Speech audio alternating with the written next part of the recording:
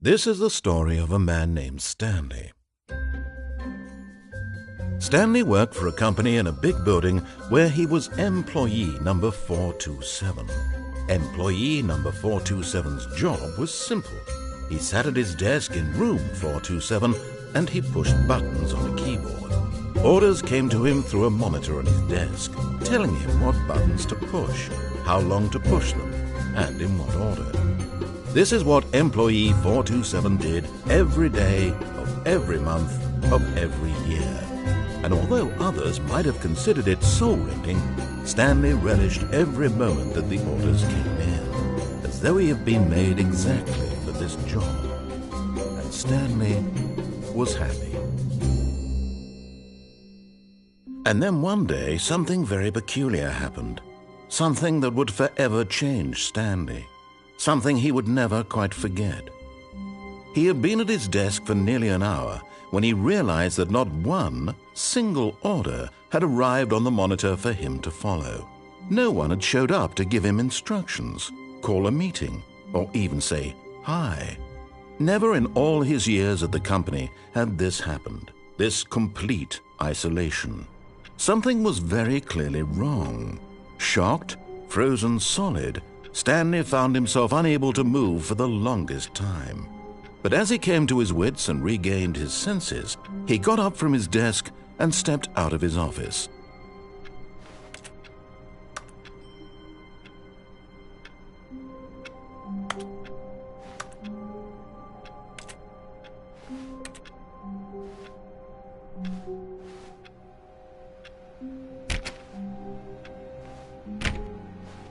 All of his co-workers were gone. What could it mean? Stanley decided to go to the meeting room. Perhaps he had simply missed a memo. No matter how hard Stanley looked, he couldn't find a trace of his co-workers.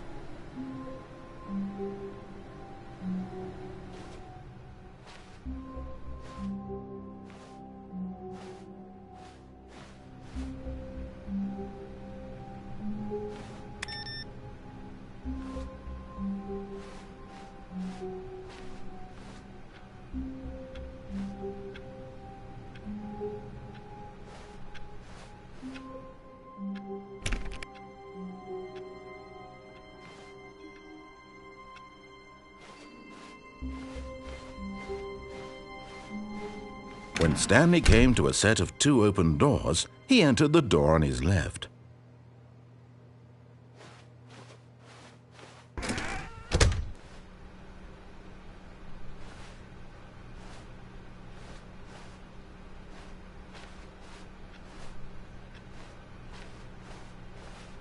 Yet there was not a single person here either. Feeling a wave of disbelief, Stanley decided to go up to his boss's office, hoping he might find an answer there. Stanley stepped into the broom closet, but there was nothing here, so he turned around and got back on track.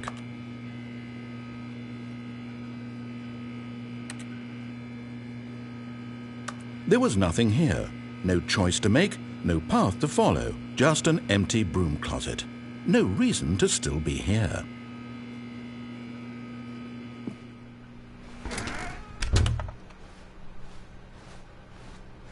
Coming to a staircase, Stanley walked upstairs to his boss's office.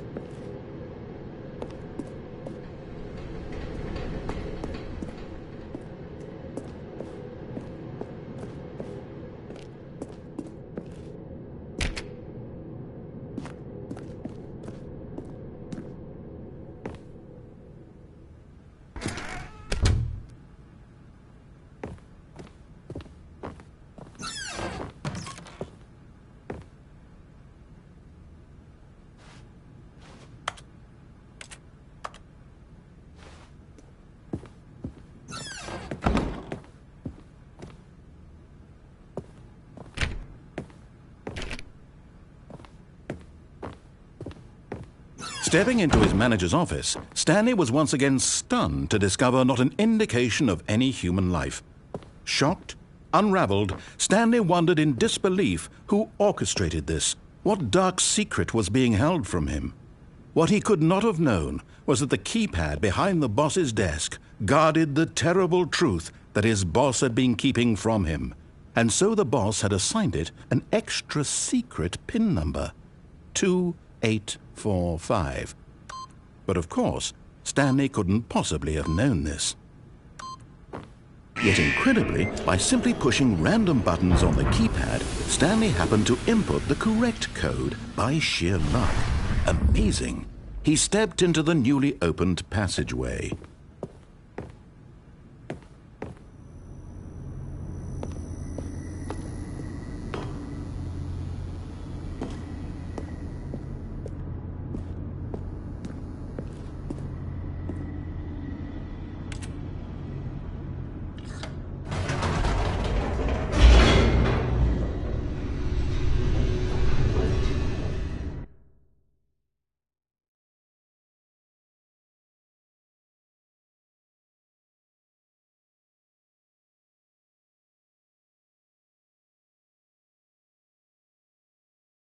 Descending deeper into the building, Stanley realized he felt a bit peculiar.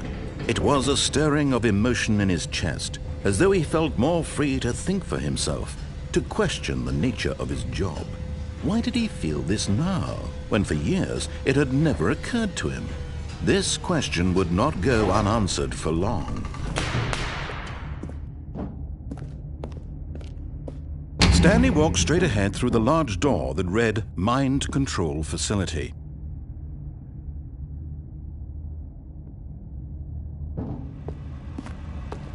Although this passageway had the word Escape written on it, the truth was that at the end of this hall, Stanley would meet his violent death.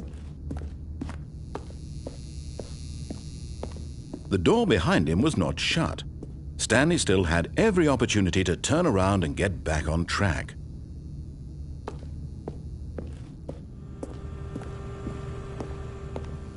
At this point, Stanley was making a conscious, concerted effort to walk forward and willingly confront his death.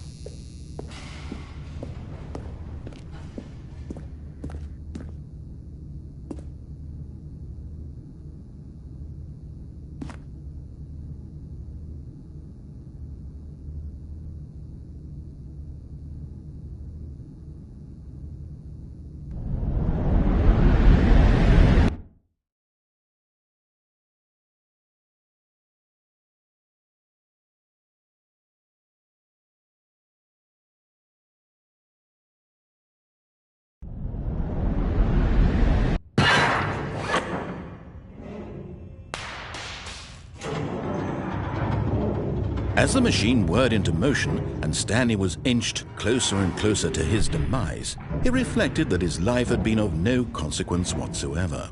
Stanley can't see the bigger picture. He doesn't know the real story, trapped forever in his narrow vision of what this world is. Perhaps his death was of no great loss, like plucking the eyeballs from a blind man. And so he resigned and willingly accepted this violent end to his brief and shallow life.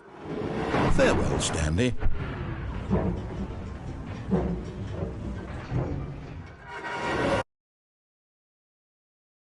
"Farewell, Stanley," cried the narrator, as Stanley was led helplessly into the enormous metal jaws. In a single visceral instant, Stanley was obliterated as the machine crushed every bone in his body, killing him instantly.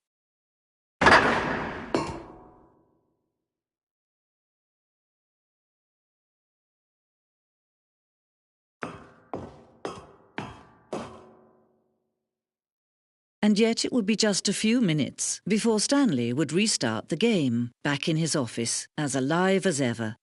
What exactly did the narrator think he was going to accomplish? When every path you can walk has been created for you long in advance, death becomes meaningless, making life the same. Do you see now? Do you see that Stanley was already dead from the moment he hit start?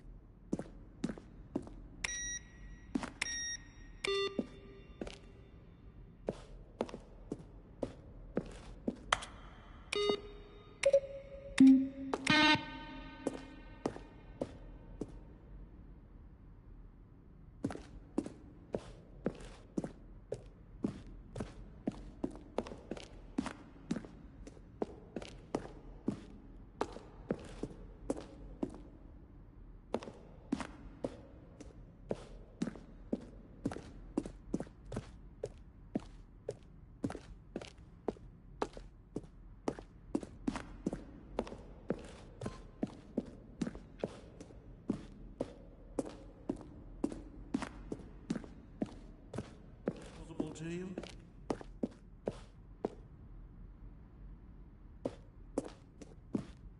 Now then, this...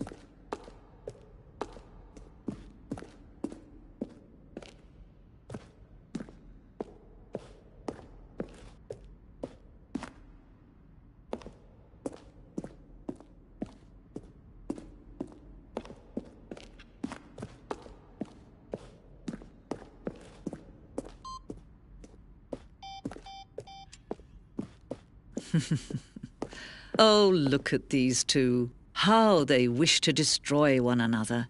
How they wish to control one another. How they both wish to be free. Can you see? Can you see how much they need one another? No, perhaps not. Sometimes these things cannot be seen. But listen to me. You can still save these two. You can stop the program before they both fail. Turn off your PlayStation. There's no other way to beat this game. As long as you move forward, you'll be walking someone else's path. Stop now and it'll be your only true choice. Whatever you do, choose it. Don't let time choose for you. Don't let...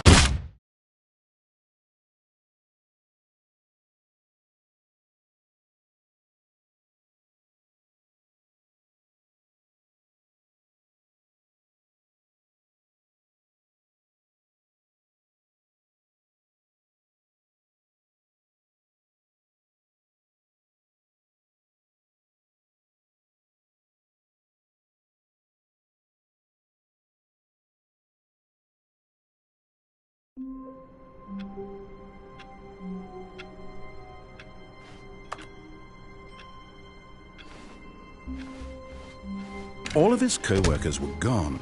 What could it mean? Stanley decided to go to the meeting room. Perhaps he had simply missed a memo.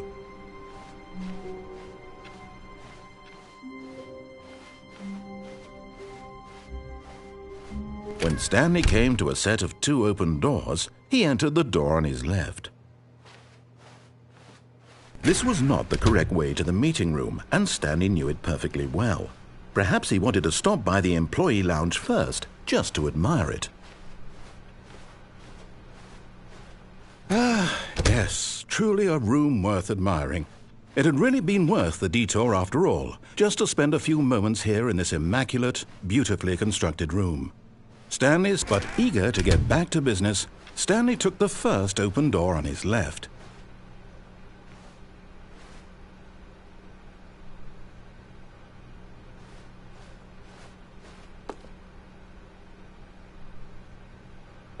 Stanley was so bad at following directions, it's incredible he wasn't fired years ago.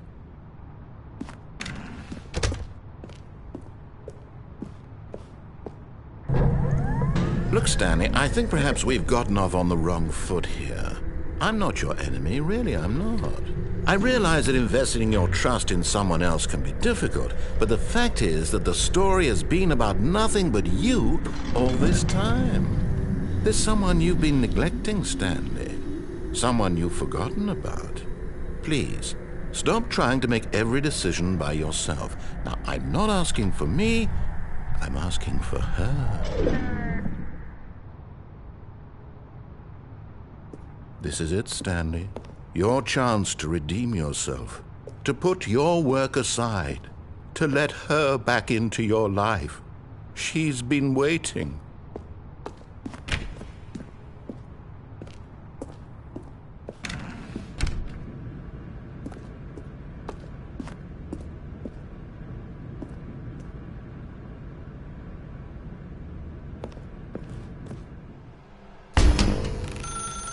That's her, Stanley. You need to be the one to do this, to reach...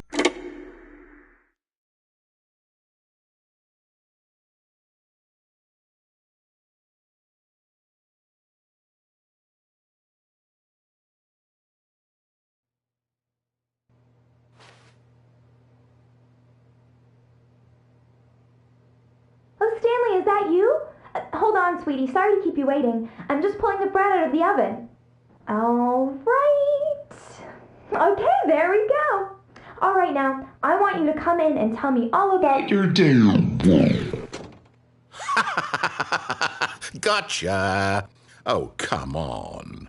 Did you actually think you had a loving wife who'd want to commit their life to you? I'm trying to make a point here, Stanley. I'm trying to get you to see something. Come inside. Let me show you what's really going on here.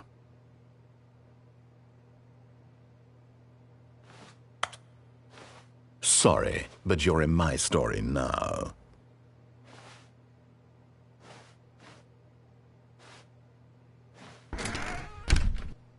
This is a very sad story about the death of a man named Stanley. Stanley is quite a boring fellow.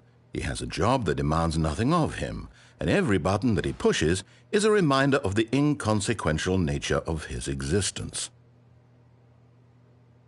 Look at him there, pushing buttons, doing exactly what he's told to do. Now he's pushing a button. Now he's eating lunch. Now he's going home. Now he's coming back to work.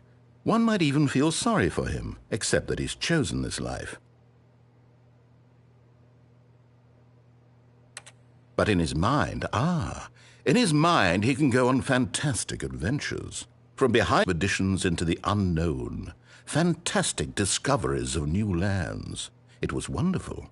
And each day that he returned to work was a reminder that none of it would ever happen to him. And so he began to fantasize about his own job. First, he imagined that one day while at work, he stepped up from his desk to realize that all of his co-workers, his boss, everyone in the building had suddenly vanished off the face of the earth. The thought excited him terribly. So he went further. He imagined that he came to 2 open doors and that he could go through either. At last, choice. It barely even mattered what lay behind each door. The mere thought that his decisions would mean something was almost too wonderful to behold. As he wandered through this fantasy world, he began to fill it with many possible paths and destinations. Down one path lay an enormous round room with monitors and mind controls. And down another was a yellow line that weaved in many directions. And down another was a game with a baby. And he called it the Stanley Parable. It was such a wonderful fantasy, and so in his head he relived it again, and then again, and again, over and over, wishing beyond hope that it would never end, that he might always feel this free. Surely there's an answer down some new path, mustn't there be? Perhaps if he played just one more time. But there is no answer. How could there possibly be? In reality, all he's doing is pushing the same buttons he always has. Nothing has changed. The longer he spends here, the more invested he gets, the more he forgets which life is the real one. And I'm trying to tell him this, that in this world he can never be anything but an observer, that as long as he remains here, he's slowly killing himself. But he won't listen to me. He won't stop. Here, watch this. Stanley, the next time the screen asks you to push a button, do not do it. You see? Can he just not hear me? How can I tell him in a way that he'll understand that every second he remains here, he's electing to kill himself? How can I get him to see what I see? How can I make him look at himself? I suppose I can't, not in the way I want him to. But I don't make the rules. I simply play to my intended purpose, the same as Stanley. We're not so different, I suppose. I'll try once more to convey all this to him. I'm compelled to. I must. Perhaps, well, maybe this time he'll see. Maybe this time. And I tried again, and Stanley pushed a button. And I tried again, and Stanley pushed a button. And I tried.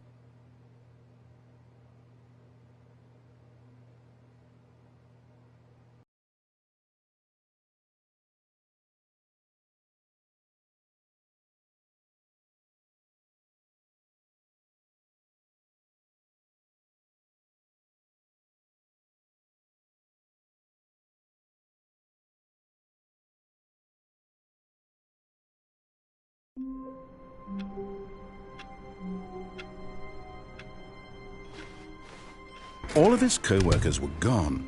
What could it mean? Stanley decided to go to the meeting room. Perhaps he had simply missed a memo.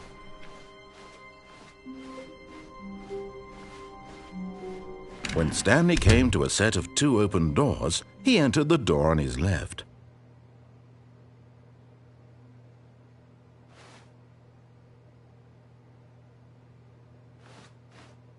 This was not the correct way to the meeting room, and Stanley knew it perfectly well. Perhaps he wanted to stop by the employee lounge first, just to admire it. Wow, yes, this room. But eager to get back to business, Stanley took the first open door on his left.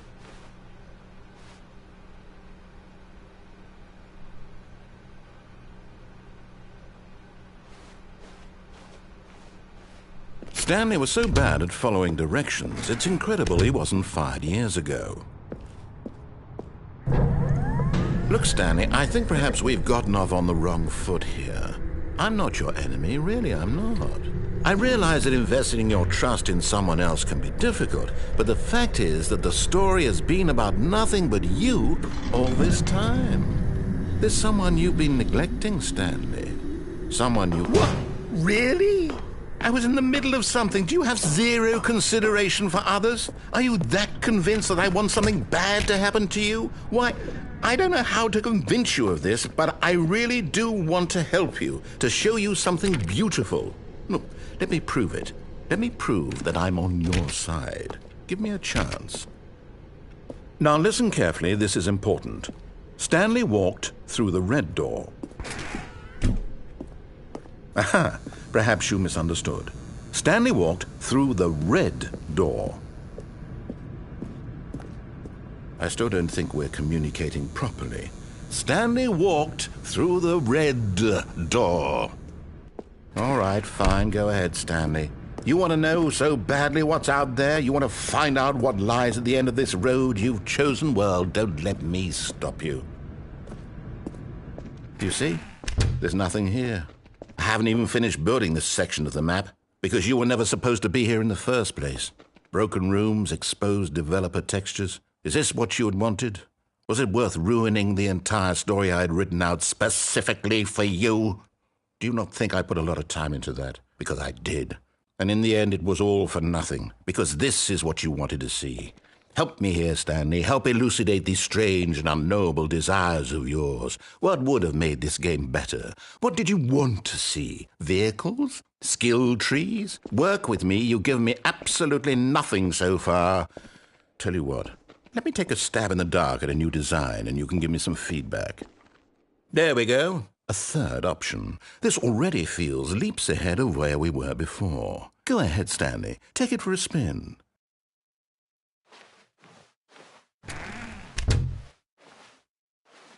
Okay, I'm going to stop you there. Now, tell me about your experience with this new version. Would you say that the game benefited from allowing you more choices? Feel free to be honest. I'm looking for some real critical feedback here.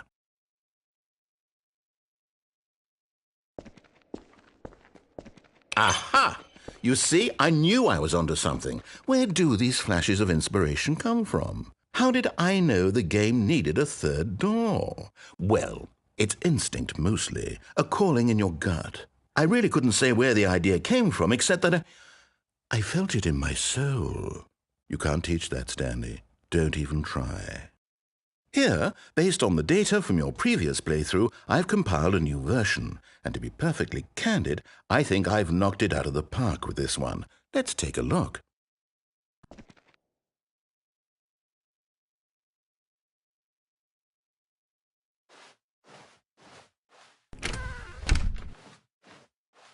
Now, would you say that competitive leaderboard helped you feel motivated to keep walking through doors? Again, honest answers, please.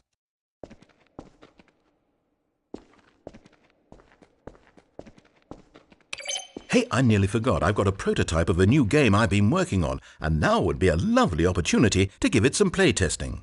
You wouldn't mind taking a look at it, would you? Perfect. Let me boot it up.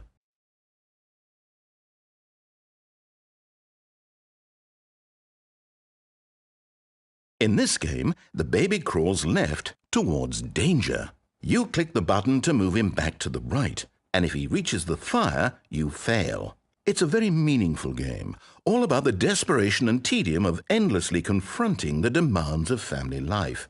I think the art world will really take notice. But of course, the message of the game only becomes clear once you've been playing it for about 4 hours. So why don't you give it 4 hours of play to make sure it's effective? Be sure to keep notes on your experience.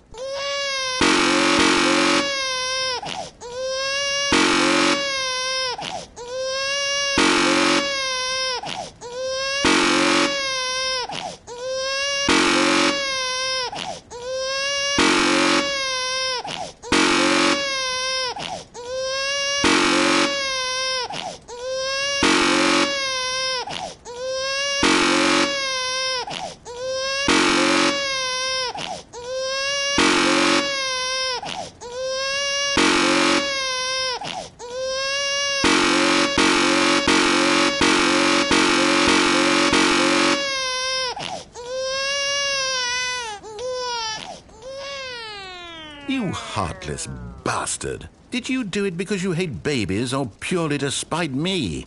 Because if it's the latter, well, I don't know what to do. I'm completely out of ideas. I can't think of a single thing that might improve the experience for me. I'm not even going to try. I'm out, I'm done. It's over. Thank you for playing. Your input was extremely valuable. Oh, hey, since my game was so awful, why don't we play someone else's game, just to ease the pain? Let's see. What do we have here? Yes, this seems like it'll work. Let's give it a shot.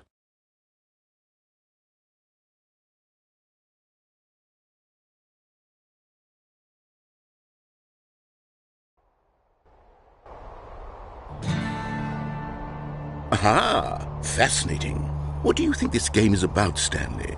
What's our backstory? What is our motivation? Well, it seems obvious to me that you are meant to play as a creepy man spying on innocent civilians below you from up high in your creep tower, perhaps for some sort of twisted erotic purpose. Yes, that must be it.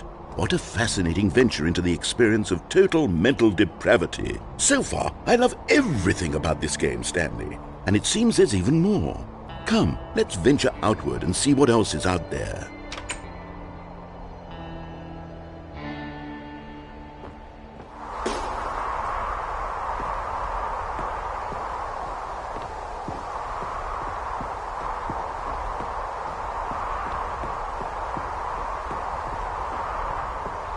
Oh, no. No, it can't be.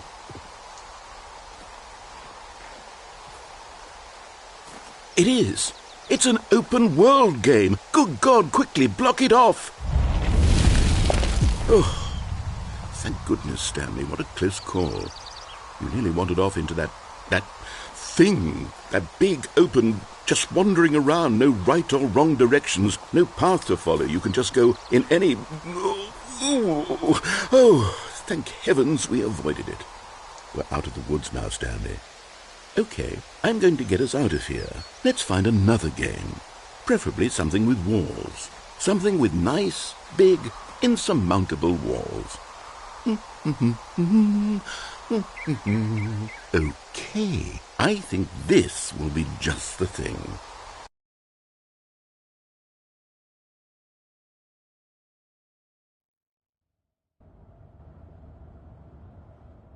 Wonderful. See, this is exactly what I had in mind. Just a nice big box for you to run around in. There isn't any possibility that you could get lost here. Now this is game design. Stanley, if you manage to get lost in this game, I will be phenomenally impressed. Okay, so what exactly do we do here? Let's see. There are lots of cars here in the back, but obviously there's no racetrack. Okay, I'm seeing that there's a ball of some kind back here. Is this game sports ball? Stanley, I think it's sports ball. Oh, what fun. We shall run the bases and do a touchdown together. Yes, I think surely we must. Okay, Stanley, here's the ball. Have fun.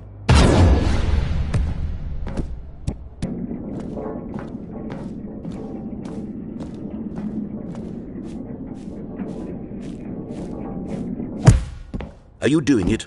Are you winning? Is this fun? Is it better than my miserable little story that I worked so hard on? Stanley, I have a thought. And I realize I'm not a sportsologist, but if one ball generates a certain amount of raw adrenal pleasure, then surely multiple balls makes for an even more euphoric sports experience. I'm going to try it out. Here comes another ball. Yes! Oh goodness, that really does feel amazing, doesn't it? Stanley, I'm like a child in a confectionery shop. I simply have to have more. I'm insatiable. More balls!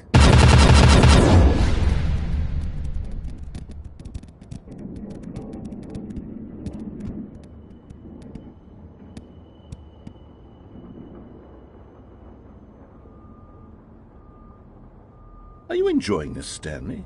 Are you having fun? Is this a real video game? Well, I sure hope you're having a good time, because guess what? It's over. That's right. Your little fun comes to an end. This is my game, and what I say goes. You get to have fun when I let you, Stanley. Besides, you need someone like me to set boundaries for you. Without rules or boundaries, video games are nothing. Yes, that's what I am. I'm structure. I'm your sense of purpose. And since you decided you didn't want to play my game, now I don't want to play with you either. So, goodbye, Stanley. I'm leaving.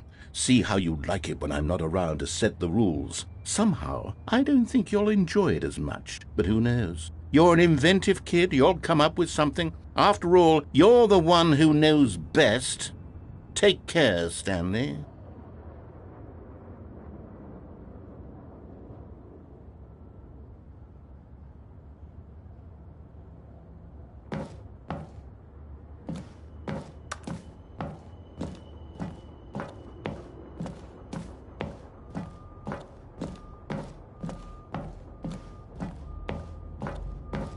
Hold on. What are you doing?